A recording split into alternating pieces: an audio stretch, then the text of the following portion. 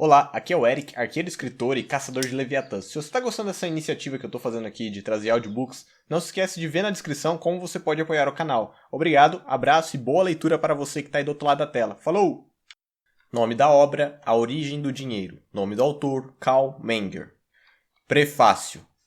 A compreensão do público sobre o que é o dinheiro e a sua origem tem regredido ao ponto que as autoridades monetárias do governo podem agora inflacionar impunemente, com o resultado final sendo a destruição da divisão do trabalho, desfazendo todo o progresso da humanidade até a data presente. O cidadão médio deve confiar nos sábios homens e mulheres trabalhando secretamente nos bancos centrais ao redor do mundo com aquilo que parece ser dinheiro, papel e dígitos numa tabela de computador. Esses bancos são os maiores empregadores de economistas formados academicamente, mas sob a orientação da escola keynesiana. Os bancos centrais se envolvem em operações monetárias que atendem às necessidades financeiras exigidas por políticos para fins políticos. As esperanças, sonhos e padrões de vida de milhões são afetados diariamente por esses burocratas desconhecidos que supostamente sabem exatamente quais botões monetários devem ser apertados e quais alavancas devem ser puxadas para garantir a nossa prosperidade.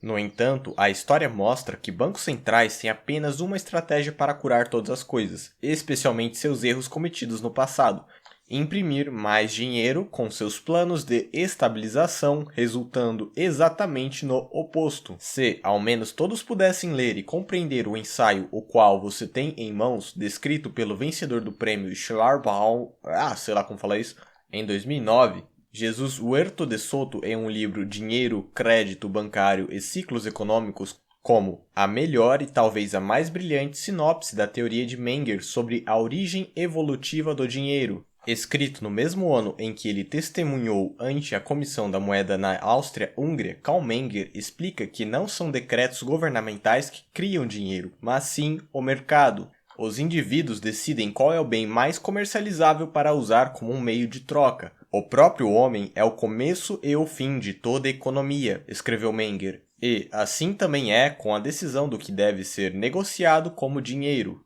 Foi Menger quem desenvolveu uma teoria completa acerca das instituições sociais que surgem à medida que seres humanos interagem, cada qual com seu próprio conhecimento e experiências subjetivos. É a evolução espontânea dessas ações humanas que criam instituições pelas quais os indivíduos descobrem certos padrões de comportamento que ajudam cada pessoa a alcançar seus objetivos de forma mais eficientemente. Nada é mais importante para essa evolução do que o desenvolvimento do dinheiro, possibilitando a divisão do trabalho e a satisfação dos desejos atingíveis. Em seu testemunho para a Comissão da Moeda em 1892, Menger urgiu por um retorno ao dinheiro baseado em commodities tangíveis e forneceu recomendações específicas para alcançar esse objetivo. Mas Menger foi, nas palavras de Hans F. Sennholz, sempre cético quanto ao conhecimento e sabedoria das autoridades políticas que estavam conduzindo a reforma, mas ele tinha uma fé perdurável nos princípios e nas leis do mercado que brotam das escolhas subjetivas dos homens. Fecha citação.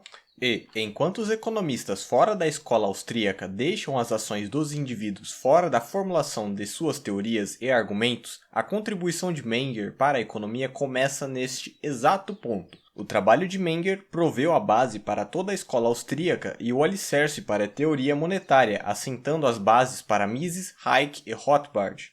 Infelizmente, as economias mundiais continuam girando em torno de bolhas e recessões enquanto o dinheiro está nas mãos dos bancos centrais. E, enquanto o livre mercado está sendo culpado pelas recentes crises financeiras, não pode haver livre mercado enquanto o dinheiro for controlado e pervertido pelo Estado. Menger forneceu a resposta há mais de um século atrás: um dinheiro baseado em commodities e, por sua vez, uma economia sólida só pode ser um produto do mercado. Prefácio de Douglas French. Capítulo 1. Introdução. Há um fenômeno que desde o passado e, em um grau peculiar, atraiu a atenção dos filósofos sociais e dos economistas práticos: o fato de certas commodities tornando-se meios de troca universalmente aceitáveis. Estas sendo em civilizações avançadas pedaços de ouro e prata em formato de moeda, em conjunto, posteriormente, com documentos representando estas moedas. É óbvio mesmo para aqueles de inteligência comum que uma commodity deve ser dada por seu dono em troca de outra mais útil para ele, mas que toda unidade econômica em uma nação deveria estar pronta para trocar seus bens por pequenos discos metálicos, aparentemente inúteis como tal, ou por documentos representando estes discos, é um procedimento tão oposto ao curso natural das coisas que nós não podemos nos surpreender se mesmo um pensador distinto como Savigny acha isso algo francamente misterioso. Não deve-se supor que o formato da moeda ou documento usado como moeda corrente constitui o enigma deste fenômeno. Nós podemos ignorar estes formatos e retornar aos estágios iniciais do desenvolvimento econômico, ou mesmo para o que ainda se obtém em alguns países aqui e ali, onde nós encontramos metais preciosos sem um formato de moeda servindo como meio de troca, e mesmo certas outras commodities como gado, peles, cubos de chá, placas de sal, conchas de búzio e etc. Ainda somos confrontados com este fenômeno, ainda temos que explicar por que é que o homem econômico está disposto a aceitar um certo tipo de commodity, mesmo que ele não precise dela, ou se sua necessidade por ela já está satisfeita, em troca por todos os bens que ele trouxe ao mercado, enquanto é, no entanto, o que ele precisa, que ele consulta primeiro no que diz respeito aos bens que pretende adquirir no decorrer das suas transações. E, portanto, corre desde os primeiros ensaios da contemplação reflexiva de um fenômeno social até nossos tempos, uma cadeia ininterrupta de disquisições sobre a natureza e qualidades específicas do dinheiro em sua relação a tudo o que constitui o comércio. Filósofos, juristas e historiadores, bem como economistas e até mesmo naturalistas e matemáticos lidaram com este problema notável e não há pessoas civilizadas que não tenham fornecido sua parcela à abundante literatura sobre o assunto. Qual é a natureza desses pequenos discos ou documentos que em si mesmos não parecem servir de utilidade e que, no entanto, em contradição com o resto da experiência, passam de uma mão para a outra em troca das mercadorias mais úteis? Mais que isso, que todo mundo é tão empolgado em entregar suas mercadorias, o dinheiro é um membro orgânico no mundo das commodities ou é uma anomalia econômica? Devemos referir a sua moeda comercial e o seu valor no comércio com as mesmas causas condicionando as de outros bens ou são o produto distinto da convenção e da autoridade? Capítulo 2 – Tentativas de solução até então. Até agora, dificilmente pode ser alegado para os resultados da investigação sobre o problema acima citado que eles são proporcionados quer com o grande desenvolvimento em pesquisa histórica em geral, quer com a despesa de tempo e intelecto gasto nos esforços na solução. O fenômeno enigmático do dinheiro está até hoje sem uma explicação que satisfaça, nem tampouco a concordância quanto às questões mais fundamentais de sua natureza e funções. Ainda hoje não temos uma teoria do dinheiro satisfatória. A ideia que primeiro veio à tona para explicar a função específica do dinheiro como um meio de troca corrente universal foi de referir-se a ele como uma convenção geral ou uma isenção jurídica. O problema que a ciência tem para resolver aqui consiste em dar uma explicação de uma conduta de ação geral e homogênea seguida pelos seres humanos quando envolvidos em intercâmbio comercial, que, de forma concreta, fazem incontestavelmente pelo interesse comum e, no entanto, que parece conflitar com os interesses mais próximos e imediatos de indivíduos contrastantes. Sob tais circunstâncias, o que poderia ser mais contíguo do que a noção de referir-se ao procedimento acima citado a causas situadas fora da esfera de considerações individuais? Assumir que certas commodities, em particular os metais preciosos, foram exaltados no meio de troca por convenção geral ou lei, no interesse do bem comum, resolveu a dificuldade e resolveu aparentemente de forma mais fácil e natural, visto que o formato de moeda parecia ser um símbolo da regulamentação estatal. Tal é, de fato, a opinião de Platão, Aristóteles e dos juristas romanos seguidos de perto pelos escritores medievais. Mesmo os desenvolvimentos mais modernos na teoria do dinheiro não foram, em substância, além deste ponto de vista. Examinando mais de perto, a suposição subjacente a esta teoria deu espaço a dúvidas sérias. Um evento de tal tamanho, significado universal e notoriedade tão inevitável como o estabelecimento por lei ou convenção de um meio de troca universal, certamente teria sido retido na memória do homem, mas certamente visto que teria que ser realizado em um grande número de lugares. No entanto, nenhum documento escrito histórico nos dá notícias confiáveis de qualquer transações que conferem um reconhecimento distinto sobre os meios de troca já em uso ou que se referem à sua adoção por povos de cultura relativamente recente, muito menos testemunhando uma iniciação das primeiras eras da civilização econômica no uso do dinheiro. E, na verdade, a maioria dos teóricos sobre este assunto não param na explicação do dinheiro como o indicado acima.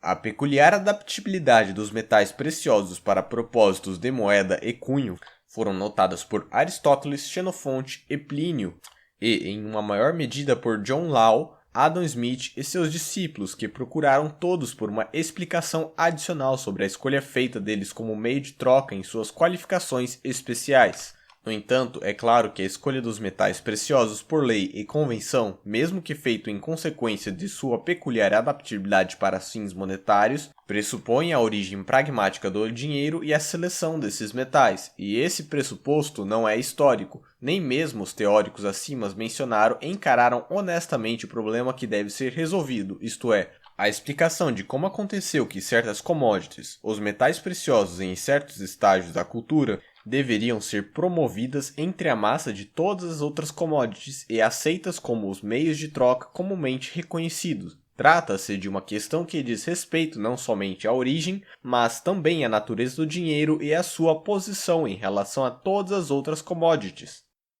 Capítulo 3 – O problema da gênese do meio de troca. No comércio primitivo, o homem econômico está despertando, mas muito gradualmente, para uma compreensão das vantagens econômicas a serem obtidas pela exploração das oportunidades de troca existentes. Os seus objetivos estão direcionados primeiramente e, acima de tudo, de acordo com a simplicidade de toda a cultura primitiva. Apenas no que primeiramente se encontra acessível e, somente nessa proporção, o valor em uso das commodities que ele procura adquirir é considerado em sua negociação. Sob tais condições, cada homem tem a intenção de obter, a título de troca, apenas os bens que ele diretamente precisa e de rejeitar aqueles que ele não precisa ou com o qual ele já está suficientemente provido. Está claro, então, que nessas circunstâncias o número de pechinchas realmente concluídas deve estar dentro de limites muito restritos. Considere o quão raro é o caso que uma commodity pertencente a alguém é de menor valor de uso do que outra commodity pertencente a outra pessoa, e no caso desta outra é a relação oposta. Mas quão mais raro é o acontecimento destes dois indivíduos se encontrarem? Pense, de fato, nas dificuldades peculiares obstruindo a permuta de bens nestes casos, onde oferta e demanda não se coincidem quantitativamente, onde, por exemplo, uma commodity indivisível deve ser trocada por uma variedade de bens na posse de uma pessoa diferente, ou mesmo por commodities que estão em demanda apenas em períodos diferentes e só podem ser fornecidas por diferentes pessoas. Mesmo no caso relativamente simples e muitas vezes recorrente, onde uma unidade econômica A requer uma commodity pertencente a B e B requer uma commodity possuída por C, enquanto C quer uma que é propriedade de A, mesmo aqui sob uma regra de mera permuta, a troca dos bens em questão seria, em regra, inevitavelmente deixada por fazer. Essas dificuldades poriam à prova obstáculos absolutamente insuperáveis para o progresso do intercâmbio comercial e, ao mesmo tempo, para a produção de bens que não possuem uma venda regular, se não houvesse um remédio na própria natureza das coisas, isto é, os diferentes graus de vendabilidade das commodities. A diferença existente a esse respeito entre os artigos de comércio é do mais alto grau de significância para a teoria do dinheiro e do mercado em geral. E a falha em levá-la adequadamente em conta em explicar o fenômeno do comércio constitui não apenas como uma ruptura tão lamentável em nossa ciência, mas também uma das causas essenciais do atraso da teoria monetária. A teoria do dinheiro necessariamente pressupõe a teoria da vendabilidade dos bens. Se nós compreendermos isso, nós seremos capazes de compreender como a quase ilimitada vendabilidade do dinheiro é apenas um caso especial, apresentando apenas uma diferença de grau de um fenômeno genérico da vida econômica, isto é, a diferença na vendabilidade de commodities em geral. Capítulo 4. Commodities como mais ou menos comercializáveis. É um erro na economia tão prevalecentemente como é evidente que todas as commodities em um ponto definido do tempo em um determinado mercado podem assumir-se entre si em uma relação de troca definitiva. Em outras palavras, podem ser mutuamente trocadas em quantidades definitivas à vontade. Não é verdade que em qualquer determinado mercado 10 kg de um artigo igual a 2 kg de outro e é igual a 3 kg de um terceiro artigo, e assim por diante. A observação mais superficial dos fenômenos do mercado nos ensina que não está no nosso poder, quando nós compramos um artigo por um certo preço, vendê-lo imediatamente pelo mesmo preço. Se tentarmos dispor de um artigo de roupa, um livro ou uma obra de arte que acabamos de comprar no mesmo mercado, mesmo que seja tudo de uma vez antes da mesma conjuntura de condições terem alterado, devemos facilmente nos convencer da falácia de tal suposição. O preço pelo qual qualquer um pode comprar uma mercadoria à vontade em um determinado mercado e em um determinado momento do tempo, e o preço pelo qual ele pode dispor do mesmo à vontade são duas magnitudes essencialmente diferentes. Isso é válido tanto para atacado quanto para preços de varejo. Mesmo os produtos comercializáveis como milho, algodão e ferro fundido não podem ser dispostos voluntariamente pelo preço pelo qual os adquirirmos. O comércio e a especulação seriam as coisas mais simples do mundo se a teoria do objetivo equivalente nos bens estivesse correta, se fosse realmente verdade que, em um determinado mercado e em um dado momento, as commodities pudessem ser mutuamente convertidas à vontade em relações quantitativas definidas.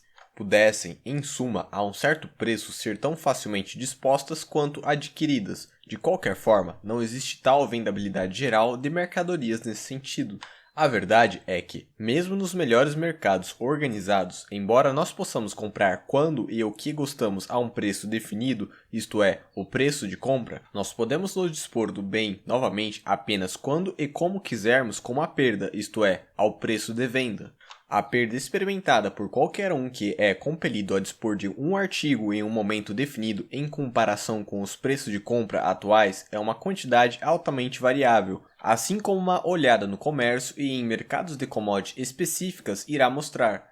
Se o milho ou o algodão forem dispostos em um mercado organizado, o vendedor estará em condições de dispô-los em praticamente qualquer quantidade a qualquer momento que desejar ao preço atual ou, no máximo, com uma perda de apenas alguns centavos na soma total. Se for uma questão de dispor em grandes quantidades de pano ou material de seda à vontade, regularmente, o vendedor terá que se contentar com uma porcentagem considerável da diminuição no preço. Muito pior é o caso de quem, em certo momento, tem que se livrar de instrumentos astronômicos, preparações anatômicas, escritas sânscritas e artigos tão pouco comercializáveis.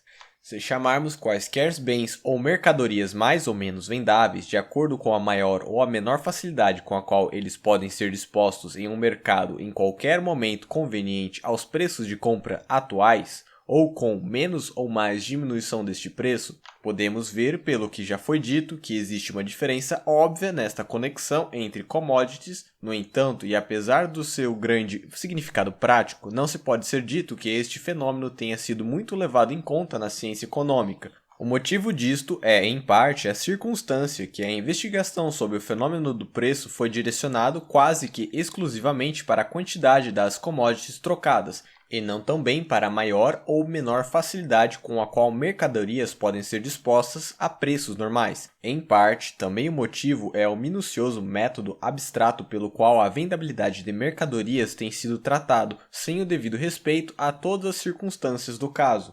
O homem que vai ao mercado com seus produtos pretende, em regra, dispor-se deles de modo algum a qualquer preço, mas de forma que corresponda à situação econômica geral.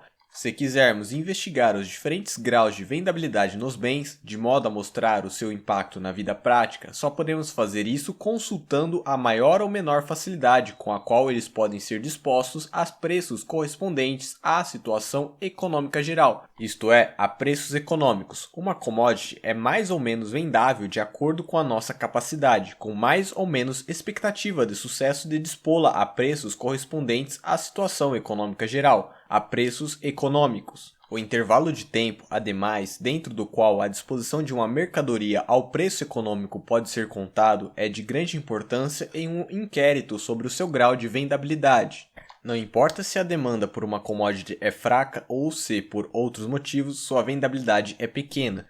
Se seu dono puder esperar apenas pelo seu tempo, ele finalmente e, a longo prazo, será capaz de dispô-la a preços econômicos. Uma vez que, no entanto, esta condição é frequentemente ausente no curso real dos negócios, surge, para fins práticos, uma diferença importante entre essas commodities. Por um lado, o qual nós esperamos dispor em qualquer momento a preços econômicos, ou ao menos aproximadamente econômicos, e tais bens, por outro lado, considerando o fato de que não temos tal expectativa, ou ao menos não no mesmo grau, e para dispor do qual a preços econômicos. O proprietário prevê que será necessário aguardar um período mais longo ou mais curto, ou então colocá-lo com uma redução mais ou menos sensível no preço. Novamente, é necessário ter em conta o fator quantitativo na vendabilidade das commodities. Algumas commodities, em consequência do desenvolvimento de mercados e especulações, podem a qualquer momento encontrar uma venda em praticamente qualquer quantidade a preços econômicos aproximadamente econômicos. Outras commodities só podem encontrar uma venda a preços econômicos em quantidades menores, proporcional com o crescimento gradual de uma demanda efetiva, obtendo um preço relativamente reduzido no caso de uma oferta maior. Capítulo 5 – Sobre as causas dos diferentes graus de vendabilidade em commodities. O grau ao qual uma commodity é responsável por experiência por comandar uma venda em um determinado mercado a qualquer momento a preços correspondentes à situação econômica, preços econômicos, depende das seguintes circunstâncias. Primeiro, quanto ao número de pessoas que ainda estão à falta da commodity em questão e sobre a extensão e intensidade dessa falta que não está fornecida ou é constantemente recorrente. Segundo, quanto ao poder de compra dessas pessoas. Terceiro, quanto à quantidade disponível da commodity em relação à falta total ainda não fornecida. Quarto, quanto à divisibilidade da commodity e quaisquer outras maneiras pelas quais ela possa ser ajustada às necessidades de clientes individuais. Quinto, quanto ao desenvolvimento do mercado e da especulação em particular. E, finalmente, 6. Quanto ao número e à natureza das limitações impostas politicamente e socialmente sobre a troca e consumo em relação à commodity em questão. Podemos prosseguir da mesma forma em que considerarmos o grau da vendabilidade das commodities em mercados definidos e momentos definidos do tempo, para estabelecer limites espaciais e temporais de suas vendabilidades. Nestes aspectos, também observamos em nossos mercados algumas commodities cuja venda é quase ilimitada por lugar ou hora e outras cuja venda é mais ou menos limitada. Os limites espaciais da vendabilidade das commodities são principalmente condicionados, primeiro, pelo grau em que a falta das commodities é confusa no espaço, segundo, pelo grau em que os bens se pretendem ao transporte e o custo do transporte incorrido proporcionalmente ao seu valor. Terceiro, pela medida em que os meios de transporte e de comércio geralmente são desenvolvidos em relação a diferentes classes de commodities. Quarto, pela extensão local dos mercados organizados e sua intercomunicação por arbitragem. Quinto, pelas diferenças nas restrições impostas à intercomunicação comercial em relação a diferentes bens em relação interlocais e, em particular, no comércio internacional. Os limites de tempo para a vendabilidade das commodities são principalmente condicionados, primeiro pela permanência na necessidade delas, entre parênteses sua independência de flutuação no mesmo, segundo pela sua durabilidade, isto é, a sua adequação à preservação, terceiro pelo custo de preservá-los e armazená-los, quarto, a taxa de juros, 5, a periodicidade de um mercado para o mesmo. 6. Pelo desenvolvimento de especulações e, em particular, de pechinchas de compras futuras relacionadas com o mesmo. 7. Pelas restrições impostas política e socialmente por serem transferidas de um período de tempo para outro. Todas essas circunstâncias nas quais dependem os diferentes graus e os limites locais e temporais de vendabilidade das commodities explicam o porquê é que certas commodities podem ser dispostas com facilidade e certeza em mercados definidos, isto é, dentro de locais e limites temporais a qualquer momento e em praticamente quaisquer quantidades, a preços correspondentes à situação econômica geral, enquanto a venda de outras commodities é confinada dentro de limites espaciais estreitos e novamente temporais, e, mesmo dentro destes, a disposição das commodities em questão são difíceis e, na medida em que a demanda não pode ser aguardada, não deve ser efetuada sem uma diminuição de preço mais ou menos sensível. Capítulo 6 sobre a gênese dos meios de troca. Tem sido, durante muito tempo, objeto de observação universal em centros de intercâmbio que, para certas commodities, existia uma demanda maior, mais constante e mais efetiva do que para outras commodities menos desejáveis em certos aspectos, sendo a primeira correspondente a uma vontade por parte daqueles capazes e dispostos a comercializar, que é, ao mesmo tempo, universal e, devido à relativa escassez dos bens em questão, sempre imperfeitamente satisfeitos. E, além disso, que a pessoa que deseja adquirir certos bens definidos em troca dos seus próprios está em uma posição mais favorável se ele traz commodities deste tipo ao mercado do que se ele visita os mercados com bens que não podem exibir tais vantagens ou, ao menos, não no mesmo grau. Assim equipado, ele tem a expectativa de adquirir tais bens como ele finalmente deseja obter, não só com maior facilidade e segurança, mas também devido à demanda mais estável e mais prevalente para suas próprias commodities, a preços correspondentes à situação econômica geral, em preços econômicos. Nessas circunstâncias, quando alguém traz bens que não são altamente vendáveis para o mercado, a ideia em primeiro lugar em sua mente é de trocá-los, não apenas pelo que ele necessita, mas se isso não puder ser efetuado diretamente por outros bens também, que, embora ele não queira para ele mesmo, são, no entanto, mais vendáveis do que os seus. Ao fazê-lo, ele certamente não alcança imediatamente o objetivo final do seu intercâmbio comercial, isto é, a aquisição de bens necessário para si mesmo. No entanto, ele se aproxima desse objetivo. Pelo caminho tortuoso de uma troca intermediária, ele ganha a probabilidade de cumprir seu propósito de forma mais segura e econômica do que se ele tivesse se limitado à troca direta. Agora, de fato, isso parece ter sido o caso em todos os lugares. Os homens foram liderados, com o crescente conhecimento de seus interesses individuais, cada um por seus próprios interesses econômicos, sem convenção, sem compulsão legal, e, mesmo sem qualquer consideração pelo interesse comum, a trocar bens destinados à troca, suas mercadorias, por outros bens igualmente destinados à troca, mas mais vendáveis.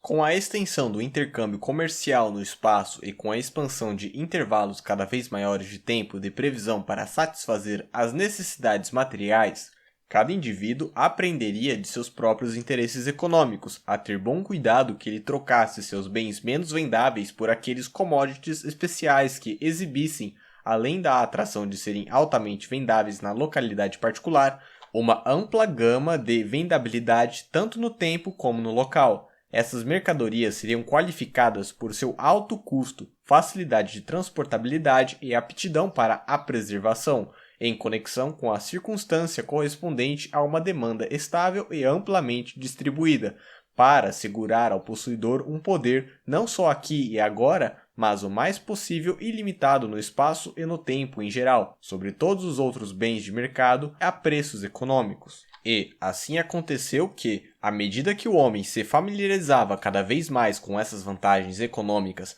principalmente por uma visão tornada tradicional e pelo hábito da ação econômica, essas commodities, que relativamente ao espaço e ao tempo são mais vendáveis, tornaram-se em todos os mercados os produtos os quais não é apenas do interesse de todos aceitarem em troca dos seus próprios bens menos vendáveis, mas que também são aqueles que ele realmente aceita prontamente. E sua vendabilidade superior depende apenas da vendabilidade relativamente inferior de qualquer outro tipo de commodity, pelo qual, por si só, conseguiram se tornar meios de troca comumente aceitáveis.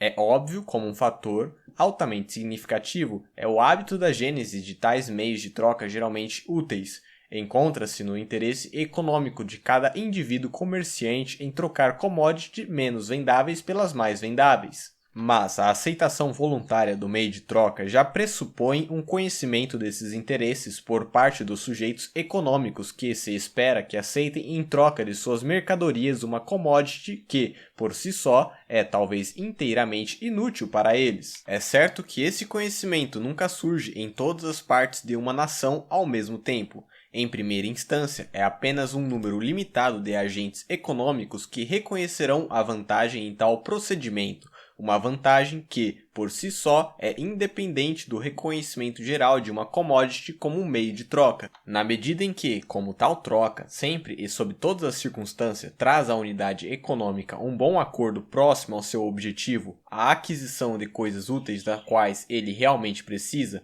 mas é admitido que não existe método melhor de esclarecer qualquer um sobre seus interesses econômicos do que ele perceber o sucesso econômico daqueles que usam o meio certo para garantir os seus próprios.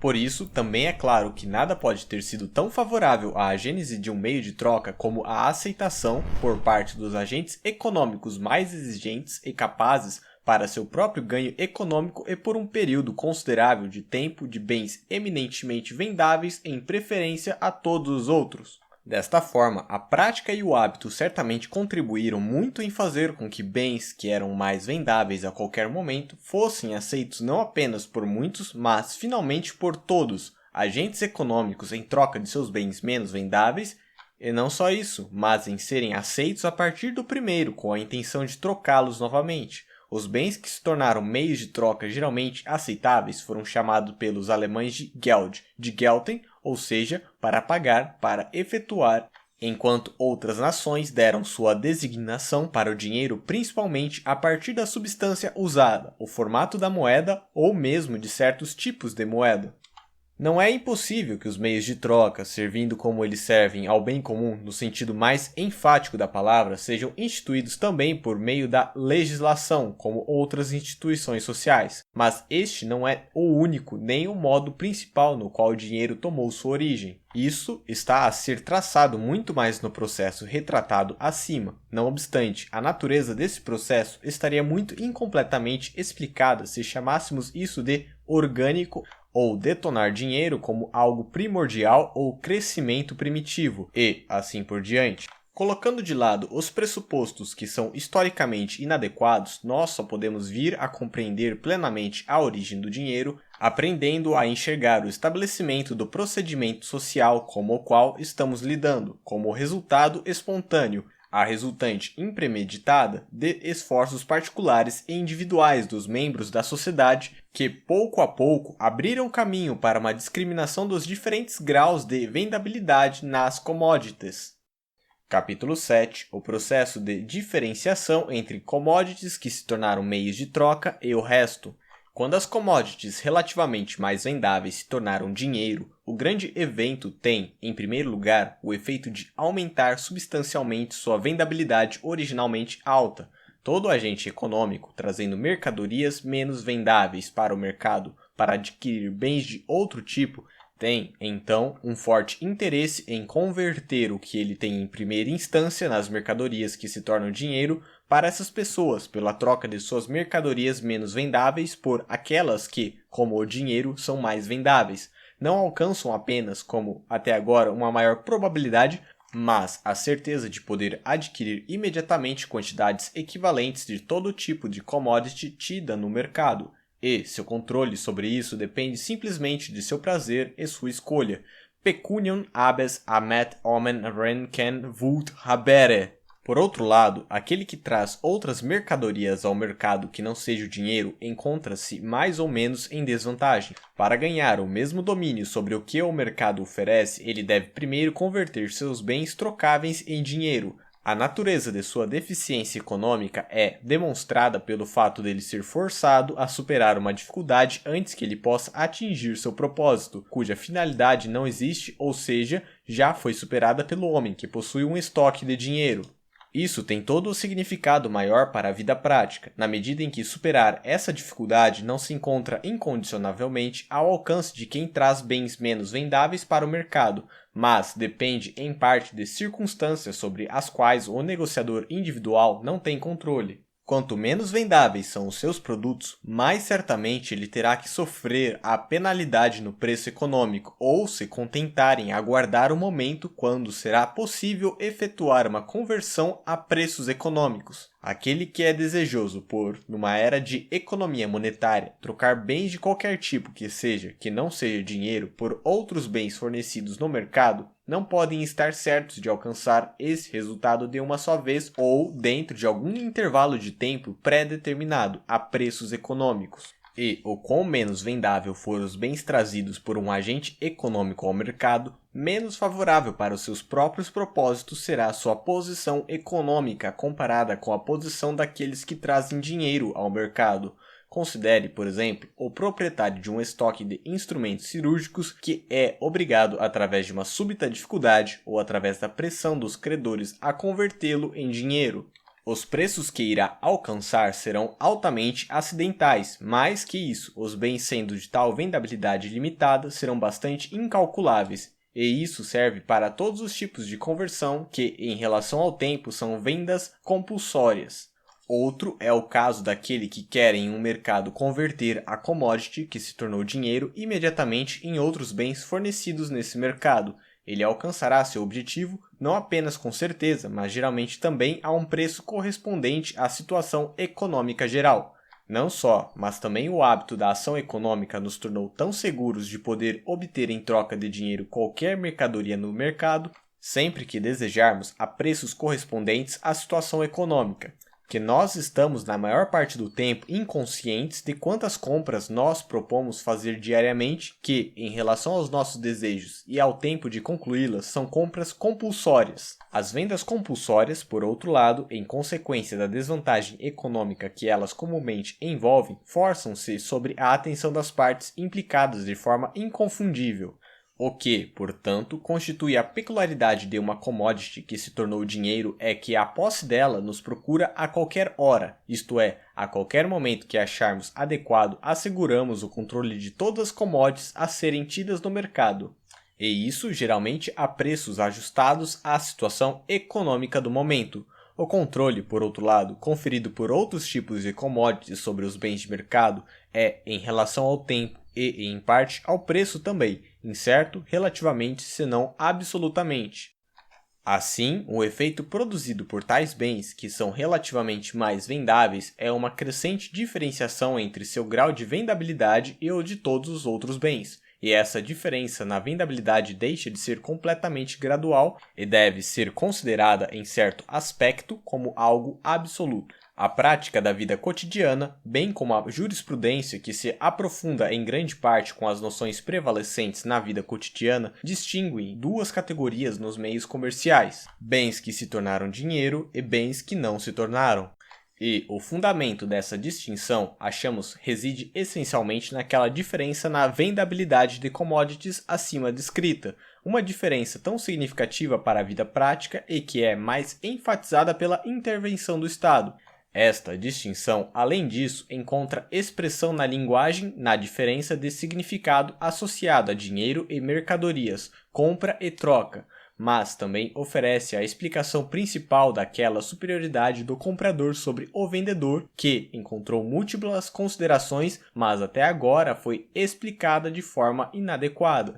Capítulo 8. Como os metais preciosos se tornaram dinheiro. As commodities que, sob relações locais e temporais, são mais vendáveis, tornaram-se dinheiro entre as mesmas nações em tempos diferentes e entre diferentes nações ao mesmo tempo, e elas são diversas em tipo. A razão pela qual os metais preciosos se tornaram o meio de troca comumente circulante aqui e ali numa nação anterior à sua aparição na história e na sequência entre todos os povos de civilizações de economia avançada é por causa de sua vendabilidade ser muito superior do que todas as outras commodities e, ao mesmo tempo, porque são consideradas especialmente qualificadas para as funções concomitantes e subsidiárias do dinheiro.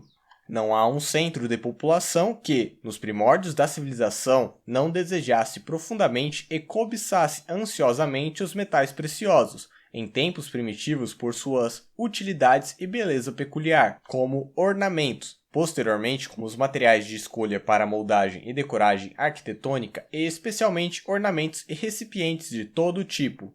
Apesar da sua escassez natural, eles estão bem distribuídos geograficamente e, na proporção da maioria dos outros metais, são fáceis de extrair e elaborar. Além disso, a proporção da quantidade disponível de metais preciosos para o total requerido é tão pequena que o número daqueles cuja necessidade não é fornecida ou pelo menos insuficientemente fornecida, juntamente com a extensão desta necessidade, não é sempre relativamente maior ou menor do que no caso de outras commodities mais importantes, embora mais abundantemente disponíveis.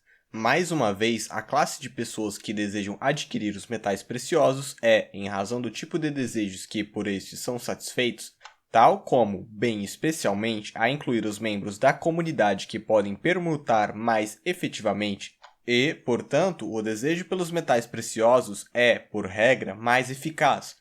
No entanto, os limites do efetivo desejo pelos metais preciosos se estendem também para aquelas camadas da população que menos podem eficientemente permutar por causa da grande divisibilidade dos metais preciosos e o gozo obtido pela despesa de quantidades ainda menores na economia individual. Além disso, existem os amplos limites no tempo e espaço da vendabilidade dos metais preciosos, uma consequência, por um lado, da distribuição quase ilimitada no espaço da necessidade deles, juntamente com o seu baixo custo de transporte em comparação com seus valores, e, por outro lado, a sua durabilidade ilimitada e o custo relativamente baixo de armazená-los. Em nenhuma economia nacional que tenha avançado além dos primeiros estágios de desenvolvimento existem commodities, cuja vendabilidade é tão pouco restrita em tantos aspectos, pessoalmente, quantitativamente, espacialmente e temporalmente, como os metais preciosos. Não se pode duvidar que, muito antes de se tornarem um meio de troca comumente reconhecidos, eles estavam, entre muitos povos, atendendo a uma demanda positiva e efetiva em todos os momentos e lugares,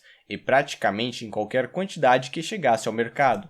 Por conseguinte, surgiu uma circunstância a qual necessariamente se tornou de especial importância para se tornarem dinheiro para qualquer um sob essas condições, tendo qualquer um dos metais preciosos à sua disposição. Não havia apenas a expectativa razoável de poder convertê-los em todos os mercados a qualquer momento e praticamente em todas as quantidades, mas também, e afinal de contas, esse é o critério da vendabilidade, a expectativa de convertê-los a preços correspondentes à situação econômica geral em qualquer momento a preços econômicos. O desejo proporcionalmente forte, persistente e onipresente por parte dos negociadores mais efetivos foi mais longe em excluir os preços do momento, da emergência, do acidente, no caso dos metais preciosos, do que no caso de quaisquer outros bens, especialmente por estes, devido ao seu custo, durabilidade e fácil preservação, tornarem-se o veículo mais popular para o acúmulo, bem como os bens mais favorecidos no comércio. Sob tais circunstâncias, tornou-se a ideia principal nas mentes dos negociadores mais inteligentes, e então, como a situação passou a ser mais geralmente compreendida na mente de cada um que o estoque de bens destinados a serem trocados por outros bens deve, em primeira instância, ser colocado em metais preciosos ou deve ser convertido neles, ou já ter provido seus desejos nessa direção. Mas dentro e por esta função, os metais preciosos já são constituídos geralmente meios de troca corrente. Em outras palavras, eles funcionam como commodities pelas quais todos buscam trocar seus bens de mercado, não, em regra, para o consumo, mas inteiramente por causa da sua vendabilidade especial, na intenção de trocá-los posteriormente por outros bens diretamente lucrativos para ele. Nenhum acidente, nem a consequência da compulsão estatal, nem a convenção voluntária dos comerciantes efetuaram isso. Foi apenas a apreensão de seus próprios interesses individuais que o fizeram acontecer, que as nações mais economicamente avançadas aceitassem os metais preciosos como dinheiro, assim que um suprimento suficiente deles tivesse sido coletado e introduzido no comércio. O avanço de materiais que formam dinheiro de menos para os mais custosos depende de suas causas análogas. Este desenvolvimento foi substancialmente ajudado pela proporção de troca entre os metais preciosos e outras commodities submetidas a flutuação menores, mais ou menos do que as existentes entre a maioria dos outros bens. Uma estabilidade que se deve às circunstâncias peculiares que atendem à produção, ao consumo e ao intercâmbio dos metais preciosos e está, portanto, conectado com os chamados motivos intrínsecos determinando seus valores cambiais, constitui ainda outra razão pela qual o homem, em primeira instância, isto é, até investir em bens que lhe são diretamente úteis, deve armazenar seu estoque de câmbio disponível em metais preciosos ou convertê-lo no último. Além disso, a homogeneidade dos metais preciosos e a consequente facilidade com a qual eles podem servir como resfungíveis nas relações de obrigação levaram a formas de contrato pelo qual o tráfego foi tornado mais fácil. Isso também promoveu materialmente a vendabilidade dos metais preciosos e, assim, a sua adoção como dinheiro. Finalmente, os metais preciosos, em consequência da peculiaridade de suas cores, seu badalar e, em parte também, o seu peso, são com alguma prática fácil de reconhecer e, através da tomada de um selo durável, podem ser facilmente controlados quanto à qualidade e o peso. Isso também contribuiu materialmente para aumentar suas vendabilidades e encaminhar a adoção e difusão deles como dinheiro. Capítulo 9 – Influência do poder soberano. O dinheiro não foi gerado pela lei. Em sua origem, ele é de uma instituição social e não estatal. A sanção pela autoridade do Estado é uma noção estranha a ele. Por outro lado, no entanto, por meio do reconhecimento do Estado e da regulação estatal, esta instituição social do dinheiro tem sido aperfeiçoada e ajustada às múltiplas e variadas necessidades de um comércio em desenvolvimento, assim como direitos consuetudinários têm sido aperfeiçoados e ajustados pela lei estatuária. Tratados originalmente pelo peso como outras commodities, os metais preciosos alcançaram gradualmente como moedas um formato o qual sua vendabilidade intrinsecamente alta experimentou um acréscimo material. O estabelecimento de uma cunhagem para incluir todos os graus de valor e o estabelecimento e manutenção de peças cunhadas de modo a ganhar a confiança do público e, na medida do possível, prevenir o risco quanto à sua autenticidade, peso e finura e, sobretudo, assegurando sua circulação em geral, tem sido reconhecido em todo lugar como uma importante função da administração do Estado. As dificuldades experimentadas no comércio e nos modos de pagamento de qualquer país a partir da ação concorrente de diversas commodities servindo como moeda e, além disso, as circunstâncias que os padrões concorrentes induzem a uma variedade de inseguranças no comércio e tornam necessário várias convenções dos meios circulantes, têm levado ao reconhecimento legal de certas commodities como dinheiro a padrões legais. E, onde mais de uma commodity foi aquecida ou admitida como a forma legal de pagamento, a lei ou algum sistema de avaliação fixou uma proporção definida de valor entre elas. Todas essas medidas, no entanto, não fizeram dinheiro dos metais preciosos, mas apenas aperfeiçoaram eles em suas funções como dinheiro. Fim da leitura. Se tu gostou dessa leitura, não se esquece de se inscrever no canal, compartilhar e, se possível, considere apoiar essa iniciativa. Links de como fazer isso na descrição. Muito obrigado, abraço e até o próximo audiobook ou áudio artigo, o que vier primeiro.